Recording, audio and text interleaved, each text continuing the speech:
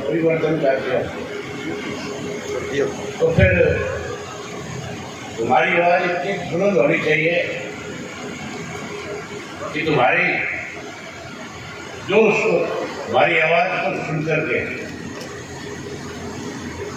जो लोग कोई आज कांग्रेस में है, भाजपा में है, और पार्टी में है, वो भी ये फैसला ले कि अब इंडियन नेशनल लोकदल पार्टी जो है, बहुजन समाज पार्टी और इंडियन नेशनल लोकदल पार्टी सत्ता की तरफ बढ़ रही है। और वो फिर आपकी इस नारों की आवाज को सुनकर के ये फैसला ले कि हमें भी अब किसान और मजदूर के साथ हाथ से हाथ मिला करके, कंधे से कंधा मिला करके भाजपा को सत्ता से पार करना, कांग्रेस को सत्ता से दूर रखना। इसलिए मैं जस्सा जी से फिर कहूंगा कि वो आपसे एक बार फिर नारे लगवाए, और आपसे उम्मीद करूंगा कि आपके नारों के बाद बहुत बुलंद होनी चाहिए। जस्सा जी लगवाओ एक बार। इंडियन नेशनल लोकदल पार्टी, भाई अभय सिंह जी चौटाला, चौधरी ओम प्रकाश जी चौटाला, बहुत बहुत धन्यवाद।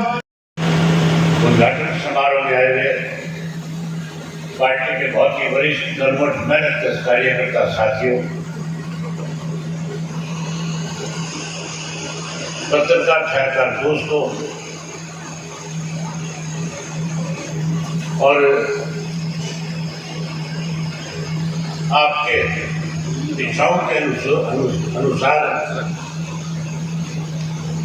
पार्टी के द्वारा लिया गया फैसला आपको उम्मीदवार अर्जुन चौटाला जी,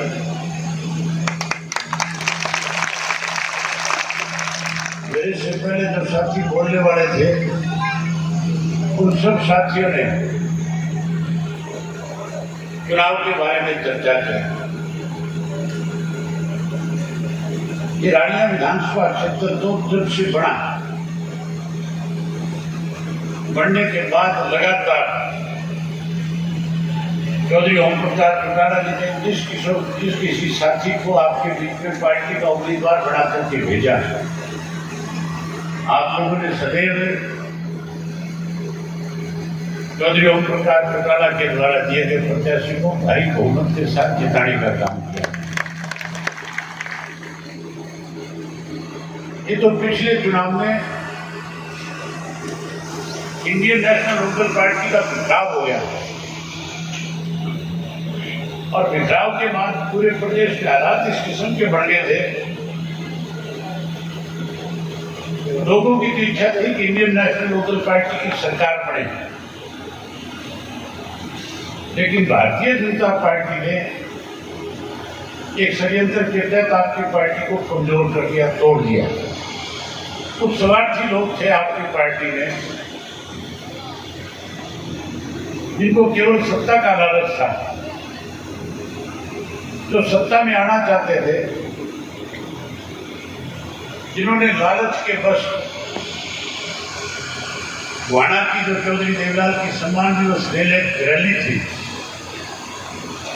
उस रैली के अंदर लाखों लोगों के मंसूबों पे पानी फेर दिया था। हालात उस वक्त इस किस्म के थे कि आपकी सरकार बढ़नी थी, लेकिन षड्यंत्र के तहत पार्टी को तोड़ दिया। और इस रानिया विधानसभा क्षेत्र के अंदर एक ऐसा व्यक्ति आपके बीच में आया जिसने कभी भी चौधरी देवीलाल की नीतियों को आगे बढ़ाने का काम नहीं किया। किसी भी चुनाव में चौधरी देवीलाल का फोटो अपने साथ नहीं लाया, और पिछले चुनाव में न केवल चौधरी देवीलाल का फोटो लगा दिया, बल्कि आप लोगों के बीच में भी भ्रम पैदा कर दिया कि मैं तो भाई साहब से आशीर्वाद लेकर के आया, और ये कह करके कहीं ना कहीं दाव लगा दिया। लगाया नहीं लगाया था। पहले 2 चुनाव हुए थे जिसमें कृष्ण कंबोज को हमने टिकट दिया था। चौधरी रणजीत सिंह ने कभी फोटो लगाया था चौधरी देवीलाल का? क्या लगाया कभी तो बताओ। उसके बाद रामचंद्र कंबोज को जब हमने चुनाव लड़ाया तब लगाया था, तब भी नहीं लगाया। पिछली बार केवल आपका वोट लेना था, आपको गुमराह करने के लिए चौधरी देवीलाल का फोटो लगा लिया। चौधरी देवीलाल का फोटो तो लगा लिया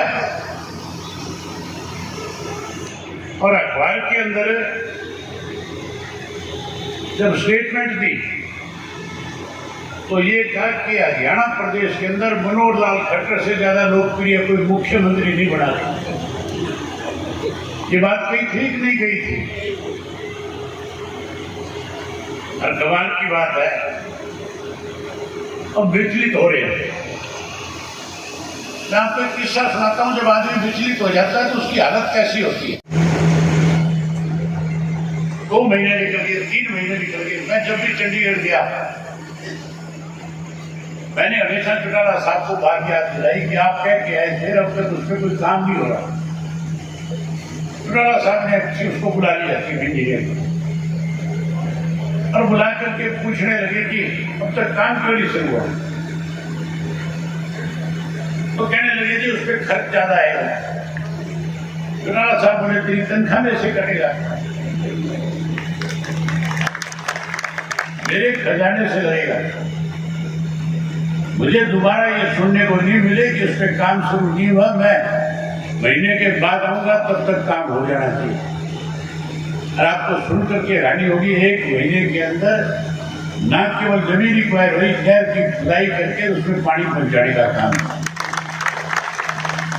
काम तो वो हुआ करते थे। अब पिछले 20 वर्ष से तो हालत ऐसी है कि कोई काम नहीं हो रहा। सब्सिडी देने चाहे कांग्रेस की 10 साल की सरकार थी, चाहे 10 साल की बीजेपी की सरकार। इस 20 साल में केवल परेशानी आई है हमारे सामने, हमारे जिले की अनदेखी हुई है। आपका 20 साल का वनवास है। अगर इस 40 दिन मेहनत करोगे तो 20 साल का वनवास कट जाएगा। अब लोगों का विश्वास ना भाजपा के ऊपर है ना कांग्रेस के ऊपर। ये बात मैंने बहुत करीब से 24 फरवरी से लेकर के 11 सितंबर तक 6 महीने 11 दिन लगातार हरियाणा प्रदेश के अंदर पैदल पद यात्रा करी। 90 के 90 विधानसभा क्षेत्रों में गया था और उसके साथ साथ 4200 किलोमीटर पैदल चला। 2000 से गांव शहर और कस्बे नाप कर के आया था। जहां कहीं भी शाम हो जाती थी उसी गांव में रुकता था। रात को गांव के बुजुर्गों के साथ बैठता था, माताओं बहनों से मिलता था, नौजवान बच्चे मिला करते थे। सबसे अलग अलग पूछता था कि बीजेपी जेजेपी की सरकार बनने के बाद कोई ऐसा काम हुआ हो जिसकी वजह से गांव के अंदर किसी एक वर्ग का भी फायदा हुआ। सब लोग दुखी थे। किसी गांव में पीने का पानी नहीं था, किसी गांव में स्कूल के अंदर मास्टरों की कमी की वजह से स्कूल बंद हो गया था, किसी गांव में डिस्पेंसरी थी, डॉक्टर नहीं था, कहीं सड़क नहीं थी, कहीं नहर थी तो उसमें पानी नहीं था, बिजली के बिल ज्यादा आ रहे थे, बुजुर्गों की पेंशन काटी जा रही है, अनेक समस्याएं थी लोगों की। मैंने उनसे पूछा कि राज कौन सा बढ़िया था, तो हर व्यक्ति ये बात खुद के कहता था कि राज तो चौधरी ओम प्रकाश चौटाला का 2000 से 2005 में था, वो अच्छा सरकार आपके द्वार लगता था और हम जो भी कोई डिमांड करते थे वो डिमांड पूरी होती थी। गांव की पंचायतों को लाखों लाखों रुपया मिलता था। इस राज्य के अंदर पंचायतों को पैसा देने की बजाय पंचायतों पे सरपंचों पे लठ बरसे। सरपंच जब अपना अधिकार मांगने दिल्ली गए, चंडीगढ़ गए उनकी बात सुनने की बजाय उन पर लाठीचार्ज किया, उन पर मुकदमे बढ़ा दिए, सरपंचों के अधिकारों पर रोक लगा दी, 2 लाख रुपए तक की ये कह दिया कि इससे ज्यादा खर्च नहीं कर सकते। इसी भाजपा की सरकार का ये फैसला था कि नहीं था? सरपंचों को बेइज्जत किया जा रहा था, अपमानित किया जा रहा था। चौटाला साहब जो मुख्यमंत्री थे, मुझे अच्छी तरह से याद है, किसी गांव का सरपंच अगर उनके सामने आकर के शिकायत करता था कि सरपंच पैसा खा गया, गांव के लोग अगर शिकायत करते थे, कोई ये कह देता था ये तो कांग्रेसी सरपंच है जिसको ग्रांट ना करो। तो चौटाला साहब कहते थे तू बता तेरा कौन सा काम लग गया, तू जितना कहेगा उतना पैसा और दूंगा ताकि तुम्हारे गांव में ज्यादा से ज्यादा विकास हो। रुकावट मत बनो, काम होने दो। अरे इन्होंने कैप लगा दी, मुख्यमंत्री मनोहर लाल था, उसने तो कैप लगाई, उसने तो रोक लगाई। और ये डायरेक्ट श्रेणी लोगों से कैसे वोट किया जाए, कैसे सरपंचों को राजी किया जाए, कहता है 21 लाख रुपए खर्च कर दो, कहता है कि नहीं कहता है? 100 रुपये पेंशन करूंगा, ये बात कही थी ना चौधरी देवीलाल। उससे पहले देश में किसी भी राज्य में पेंशन नहीं। ये भी वायदा किया था 10-10 हजार के कर्जे माफ करूंगा, कहा था मजदूर का माफ करूंगा, छोटे दुकानदार का माफ करूंगा, किसान का माफ करूंगा। और ये भी कहा था गरीब की बेटी की शादी में दिक्कत कठिनाई ना आए इसके लिए 5100 रुपये कन्यादान के दूंगा। और बंसीलाल मुख्यमंत्री था, कहता था वायदे तो चौधरी देवीलाल बहुत बड़े कर रहा है, लेकिन सरकारी खजाने से पैसा नहीं दिया जा सकता। चौधरी देवीलाल ने कहा था कि भेड़ बकरी चराने नहीं जाऊंगा, कानून बनाऊंगा विधानसभा में। आपने चौधरी देवीलाल को सत्ता सौंपी और चौधरी देवीलाल ने तीनों के वायदे पहले कैबिनेट की मीटिंग में पूरे कर दिए। हमने चौधरी देवीलाल जी की नीतियों को आगे बढ़ाना है। नजदीक से देखा आजकल लोगों के सामने क्या क्या दिक्कत और कठिनाई है।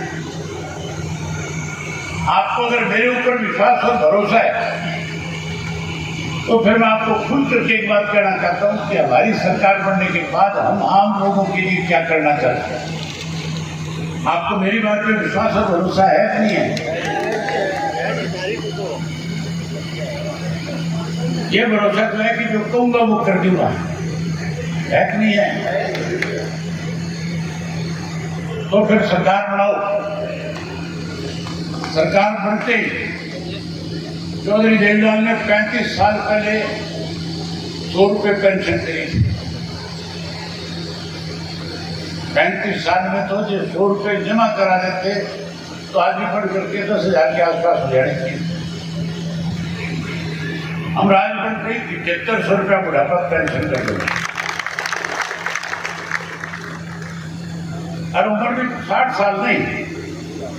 अगर कर्मचारी 58 साल का रिटायर होता है तो फिर बुजुर्ग को 60 साल में पेंशन क्यों 58 में मिलनी चाहिए, नहीं मिलनी चाहिए? 58 साल वाले को देंगे। उसके 60 साल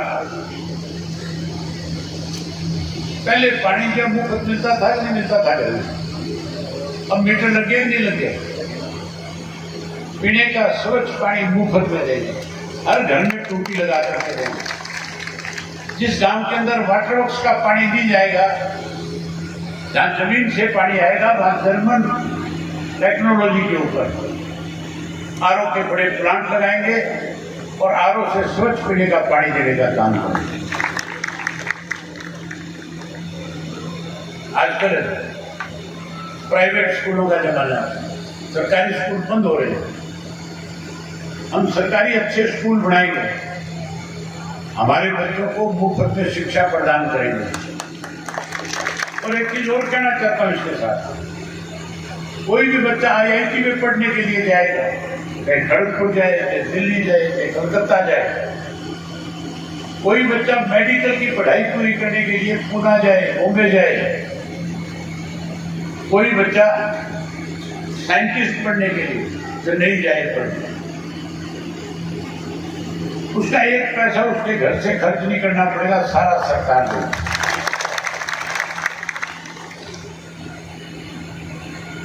आजकल मुख्यमंत्री कहता है 10 लाख रुपए कोई बीमार होगा तो उसको इलाज कर देंगे। हुड्डा कहता है मेरी सरकार होगी 20 लाख दूंगा। कहते हैं कि नहीं कहते हैं? आयुष्मान कार्ड बनवा दो, तो कार्ड बनवाने के पैसे हो सकते हैं। मैं रोज देखता हूं अपने इलाके के लोग भी, पूरे हरियाणा प्रदेश से कोई भी आदमी जिसका आयुष्मान का कार्ड है, वो हरियाणा में कहीं गुड़गांव में इलाज कराने के लिए मेदांता में जाता है, कोई फोर्टीन में जाता है, कोई मैक्स में जाता है। दिन भर टेलीफोन करते हैं, कहते हम यहाँ आगे भर्ती नहीं हो रहे। मैं पूछता हूँ दिक्कत क्या है? कहते हमारे पास आयुष्मान कार्ड है इसलिए भर्ती नहीं करते। कोई कहता है मैं सरकारी कर्मचारी हूं इसलिए मेरे को भर्ती नहीं करते। बड़ी हैरानी की बात है, अस्पताल हमारे हरियाणा के अंदर है और इलाज के लिए हमारे लोगों को अलग अलग जगह पे जाके धक्के खाने पड़ते हैं। हमारी सरकार बनने के बाद परमात्मा ना करे, हमारी तो सोच ये है कि किसी के घर के अंदर कोई बीमारी आए नहीं। जिस तरह से भी मेरे से पहले इस बात का जिक्र अर्जुन कर रहा था कि कैंसर के बहुत पेशेंट हो गए, हार्ट अटैक से बहुत मरने लगे, इलाज के लिए धीरे धीरे भटकना पड़ता है।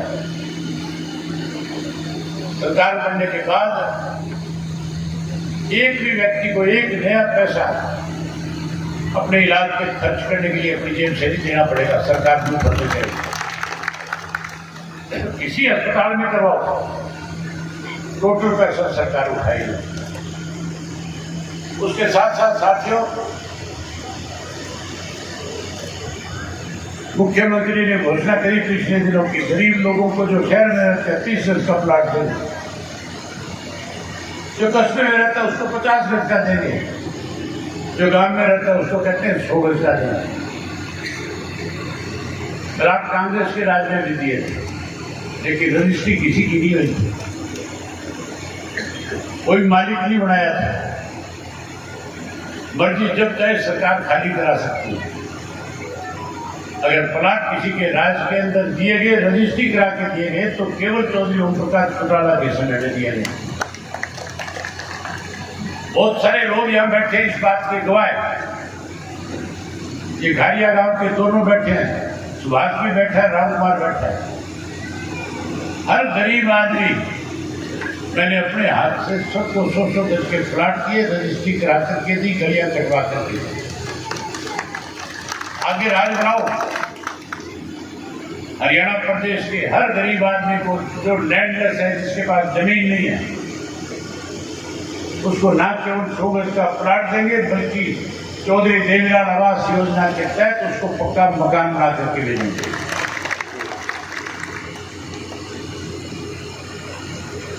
रोजगार और नौकरी तो अगर किसी के वक्त में मिली आपके सरसा जिला में, तो चौटाला साहब जब मुख्यमंत्री थे तभी मिली थी। तब नौकरियां मिली थी कि नहीं मिली थी? और 20 साल में कोई लगा दिया था। यहाँ काम तो मंत्री बहुत गिनाता है, तो ये नहीं बताता मैंने नौकरी कितने लगाई, बताता है क्या कभी? चौटाला साहब मुख्यमंत्री थे और ऐसी हालत थी, मैं गांव में जाकर के पूछता था तुम्हारे गांव में कोई बीए पास है, कोई 12 पास है? गांव वाले आगे से हाथ खड़े कर रहे थे, कह रहे नहीं है, सारे लड़के। आगे भी राज बढ़ाओ, हर घर से एक पढ़े लिखे नौजवान को नौकरी और रोजगार देने का काम करें। जो नौकरी से वंचित रह जाएगा उसे मायूस नहीं होने देंगे, उसे भी 21,000 रुपया बेरोजगारी सम्मान भत्ता देकर के उस बच्चे को अपने पैरों पर खड़ा करेंगे। जब तक नौकरी नहीं मिलेगी 21,000 रुपया सरकार की तरफ से देंगे। उसके साथ साथ साथियों, पोर्टल बहुत बनाए मनोहर लाल खट्टर ने, बनाए कि नहीं बनाए पोर्टल? ऐसे ऐसे पोर्टल बनाए थे, बीजेपी वाले कहते थे हर घर से एक आदमी को काम लगा देंगे, और ये भी कहते थे जब तक हमारा राज रहेगा एक आदमी काम लगा रहेगा। एक आदमी कागज इकट्ठे करने में लगा रहता है कि नहीं लगा रहता रोजाना?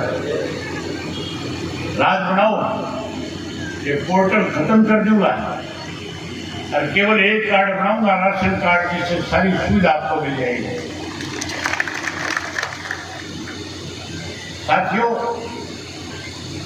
2 लाख नौकरियां, 2 लाख पद खाली है हरियाणा प्रदेश में, और कच्चे कर्मचारियों की कोई कमी नहीं है, बहुत ज्यादा है। आशा वर्कर, आंगनबाड़ी वर्कर, सफाई कर्मचारी, सब कच्चे। जैसे राज बनाओगे 2 लाख, तो वो नौकरी जो कच्ची है, जो कमी है, उनको भरने का काम करेंगे। 6 महीने में 2 लाख बच्चों को रोजगार नौकरी देंगे। और उसके साथ साथ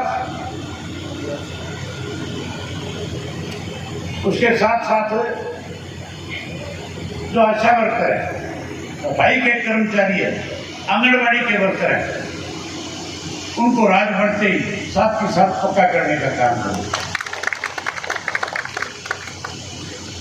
अपनी राजधानी बनाएंगे ताकि चंडीगढ़ के चक्कर ना काटने। मुझे अभी लिख के दिया जा रहा था कि रानिया को उपमंडल का दर्जा देगा, और तो किसी का डोल है ही नहीं तो रानिया को बढ़ा दो, है कि किसी का?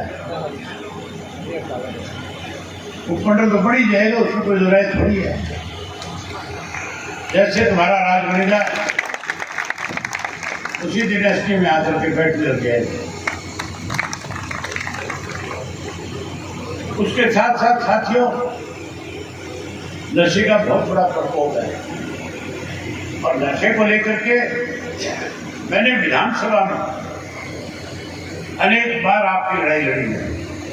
अगर नशे के खिलाफ किसी ने आवाज उठाई तो मैंने सबसे ज्यादा उठाई। यहाँ तो हालत ऐसी है, मंत्री नशा बेचने वाले को अपनी गाड़ी में लेकर के घूमता है